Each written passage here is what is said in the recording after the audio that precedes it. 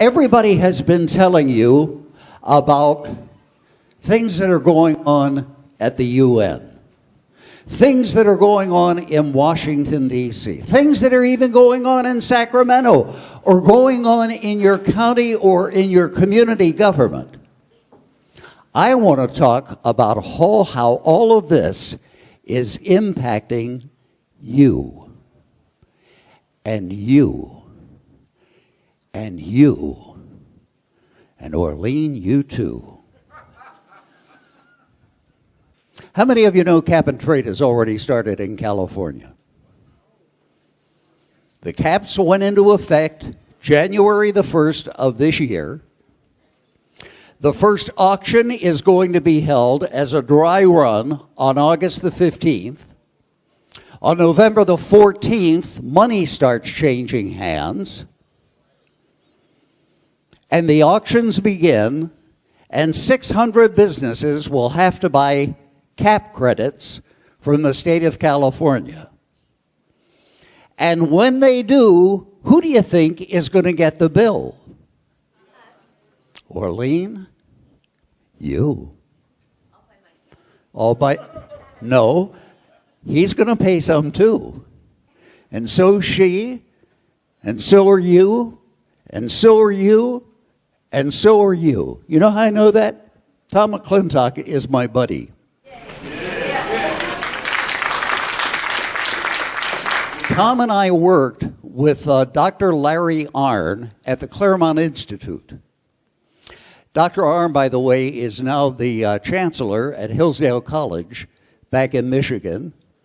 And Tom probably knows more about the state budget than anybody else. I have a friend, and he called me up back in 2007 after I left the air, and he said, Duffy, there's something coming down the pike called Assembly Bill 32, and it's going to make me bankrupt. I had never heard of Assembly Bill 32. So I called up Tom. And I said, hey, Tom, if you could describe Assembly Bill 32 in one word, what would that be? He said, catastrophic. And I said, why? He said, well, first of all, everybody that generates electricity generates it with coal. And as you know, coal is the Antichrist. So every regulation that's coming out of the EPA, everything that's coming off of CARB, and by the way, California Air Resources Board, that's not what it stands for. California Arbitrary Rules for Bankruptcy.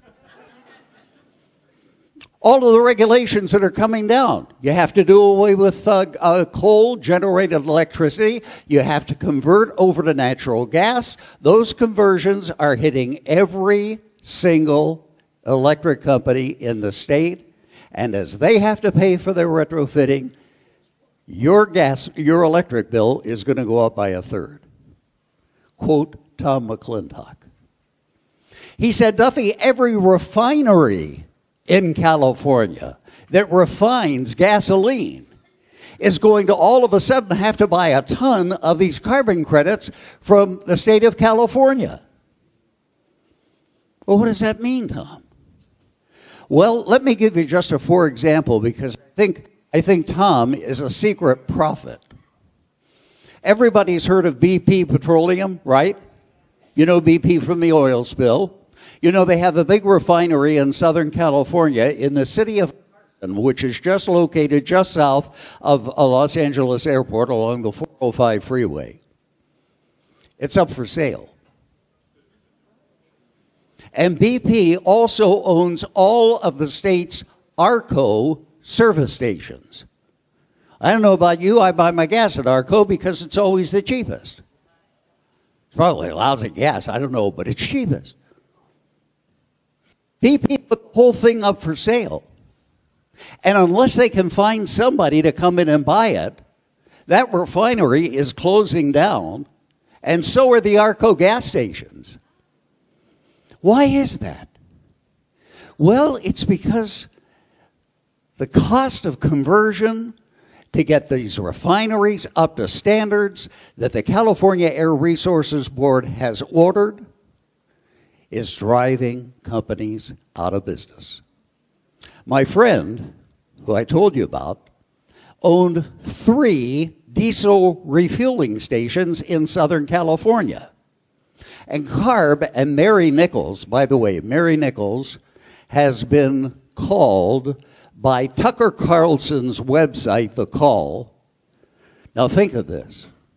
Mary Nichols, the czar of CARB, is, according to him, the most dangerous woman in America. Not Nancy Pelosi, not Dianne Feinstein, not Maxine Waters, not Hillary. The most dangerous woman in the state is Mary Nichols, because this is the 9th largest economy in the world, and she, by her edicts, can choke it to death. This is what's happening in our state.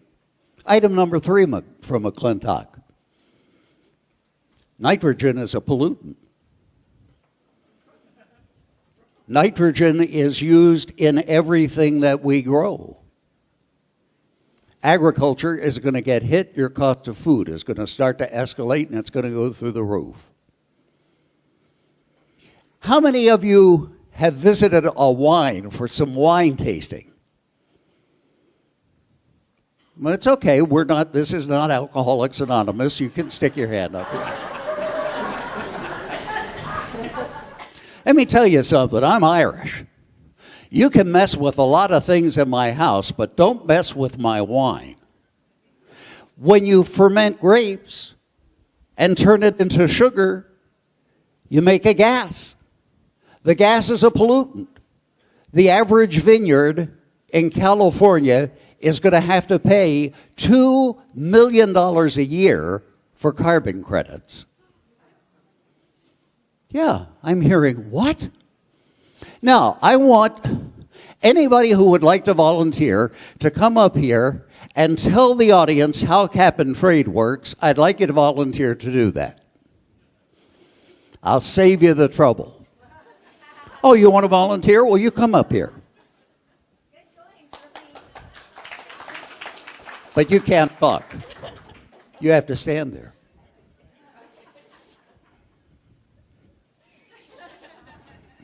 You're my other volunteer. What's your name? Beth. It is not. Yes. Oh, yes, it is. Beth. Okay, Orlean is going to be the state of California. And the state has been, since the 2006 Global Warming Solutions Act was passed, and since it was implemented by AB32, that was signed into law by Governor Schwarzenegger.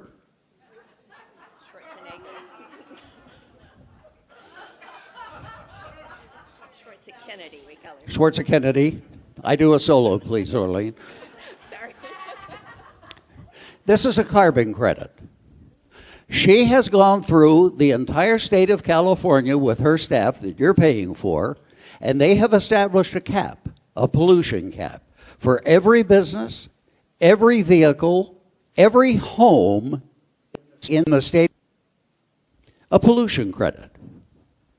Over here, we have a dairy farmer. She is a profit-making business, so this is her profit, and you'll notice it's slightly larger than real money. This is Obama money. Slightly inflated. There it is. You take that. Okay, now, when we have one of these auctions that's coming up, this dear sister over here has a herd of cows, and her cows, unfortunately, burp at both ends. That's the most polite way I can put it. And they create methane gas. I'm just as shocked as you are. You and your lousy cows, you're making a mess of the environment. And you've had to keep track of that since January the 1st of this year. I don't know how you follow your cows around with a clipboard and measure all this, but you have to file a report with CARB as of the 14th of November. And if your cows exceed the pollution level, it sounds so ridiculous, doesn't it? If your cows exceed the pollution levels, you have to buy a carbon credit, okay? That doesn't mean that your cows are going to stop. It just means that your cows can continue to, but you get a carbon credit from the state and you give the state some money. Got it? Okay. Now, that carbon credit's worth $100. You'd like to buy this, right? Because you want to stay in business, you want to keep your cows. Okay, there's $100. Oh, just a second. Not so fast. Yeah. You see, these gases have now become a commodity. A commodity like gasoline. A commodity like wheat or corn. You can buy commodity futures from a group called Cantor Fitzgerald that opened offices in San Francisco on September the 12th of last year. They handled all of the carbon credit sales in the European Union for the past 7 years. They get a 4% commission. Here's the truth about the EU cap and trade program.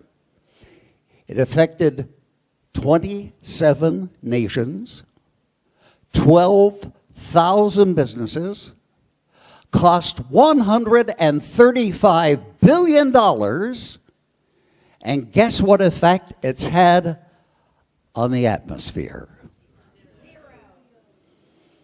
But if you get $135 billion, 4% of that for your commission, that's a pretty good business to be in, right? So Cantor Fitzgerald opened up their offices in San Francisco, and I'm going to be Cantor Fitzgerald. Now, Miss California, you just stay there. I'll get your $100 in just a second. I've got bad news. You know the electric companies that are polluters? I got a call from them just before I came over here, and they're willing to pay $200 for this. And I got a call from a winery. They're really in trouble. They need this so bad, they offered me $350. And I have to make a little profit for handling this complicated transaction. So I'll sell this to you for $500. That's all you have. Oh, too bad. You need the carbon credit worse than you need the money. Here's your $100. And now you know how cap and trade works.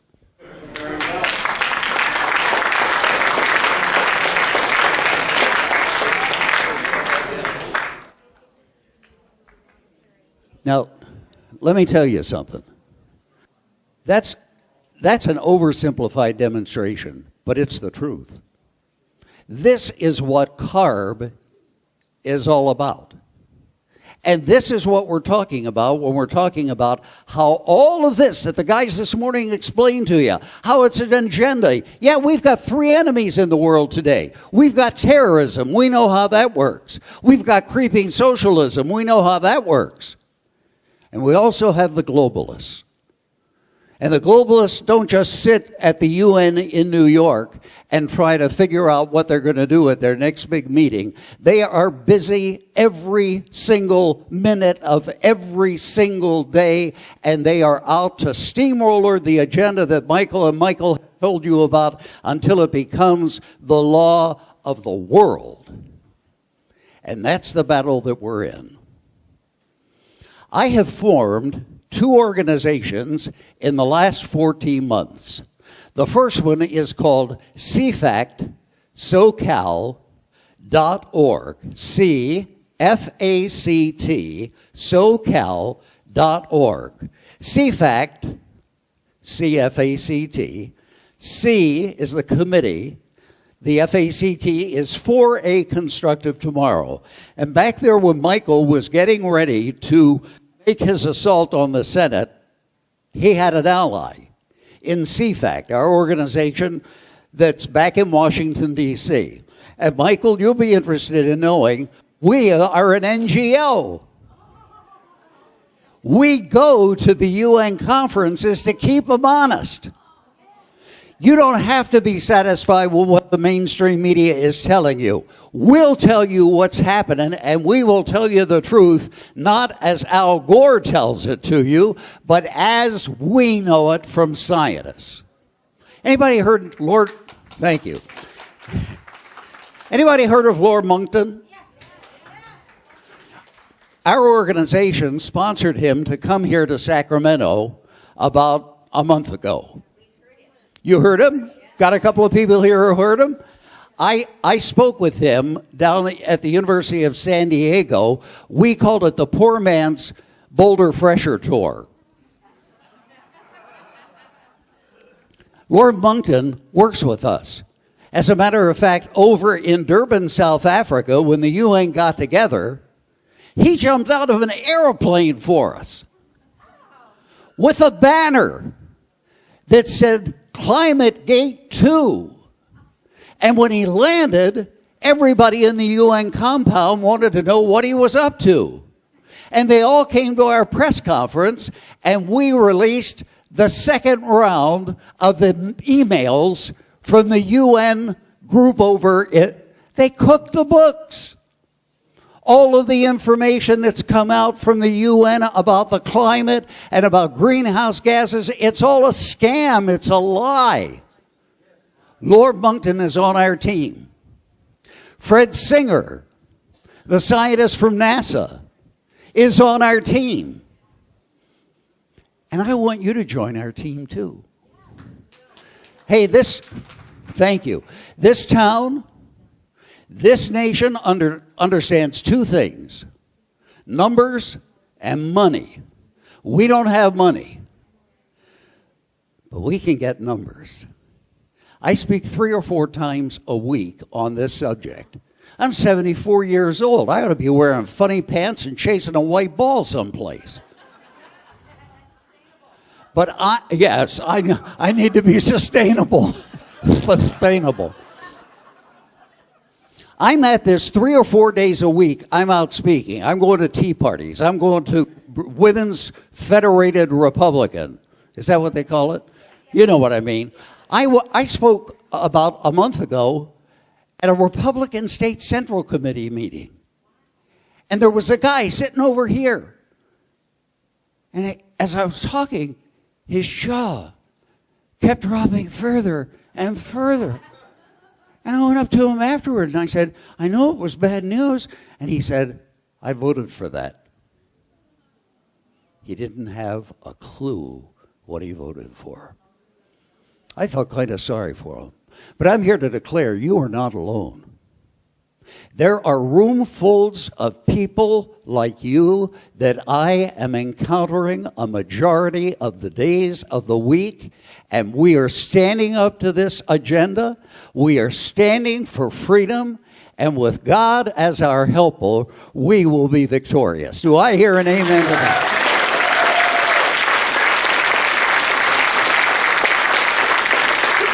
Go to our website. It's got a ton of information on there. It's all exclusively devoted to AB32 and the California cap and trade legislation. There's news and information on there that you don't get from the mainstream media. How many of you know that last week, 49 NASA scientists, including 7 Apollo astronauts, said to their leader, the leader of NASA, quit talking about man-made global warming. It is not scientific fact. You're embarrassing us all. And state after state is doing exactly what Michael said today. They're standing up to Agenda 21. They're standing up to ICLEI, and they're saying, it ain't going to happen here. We're tired of it. Now, our second organization, thank you. You're so enthusiastic. Our second organization, we've just formed, and I think back there at the back of our table is one of the members of our board. That's He's on my board. I know his name.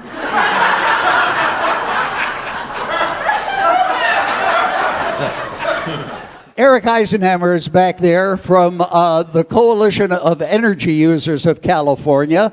We also have the Vice President of the Irvine Corporation. We also have the Mayor of Laguna Niguel in Southern California, and my wife and I, and we are, listen to this, Friends for Saving California Jobs.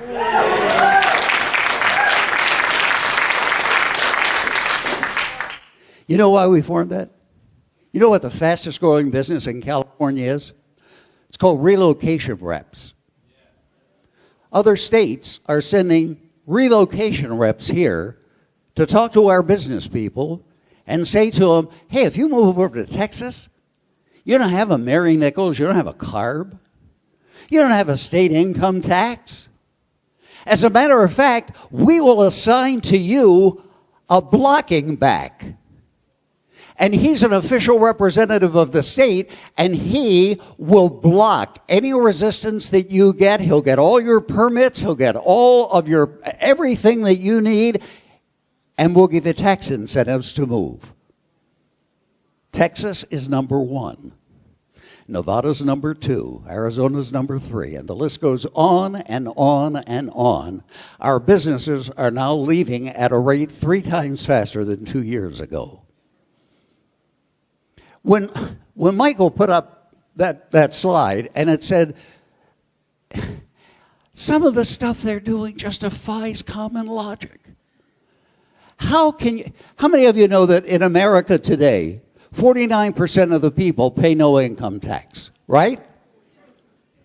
Do you know that California is now above the 50% mark? 54% of Californians pay no income tax. Now, how long can that go on? If it goes up to 60% and then it goes to 65% and the businesses are leaving, where's the money going to come from? It's going to come from you and from me, as long as we can afford it, until they grind us into poverty or they grind us into compliance. Friends, I come and I make a lot of jokes. I try to do that to entertain you and engage you. But here's the heart of a man that was born in 1938 and grew up in an America where you could read the Bible in the morning at homeroom class, where you said every morning the Pledge of Allegiance to the United States, where you could pray. You could pray in the name of Jesus, where they taught us the history of our great nation, and they didn't do it from a liberal bias. They did it by telling us the truth of history, that the men who founded this nation pledged their lives, their property, and their sacred honor to found this experiment in freedom. I'm appealing to you to do the same. Would you today, as you leave this conference, pledge your life, your free time, your treasure, your money, whatever it takes to keep this effort going? And would you pledge your sacred honor to get back the state that we love, the country that we love, and the freedom that we love? There's a little form on your table, and it's called Friends for Saving California Jobs. And it says on there, I support common sense environmental policy. If you could do that, if you could sign your name there and then print your name so that we know who you are, we'll be in touch with you. You stay in touch with us. Our coalition is growing, and we're going to turn this country around. I want to leave you with a thought from a book that was written in 1947. And it was called 1984. And it was written by George Orwell. And he forecast a day when Big Brother will be looking over our shoulder at every single facet of our life. And now they're down to taxing the air that we breathe. And this is what George Orwell said. And I want you to put it in your heart and take it with you as you leave here today. In a time of universal deceit, telling the truth is a revolutionary act. Thank you, revolutionaries.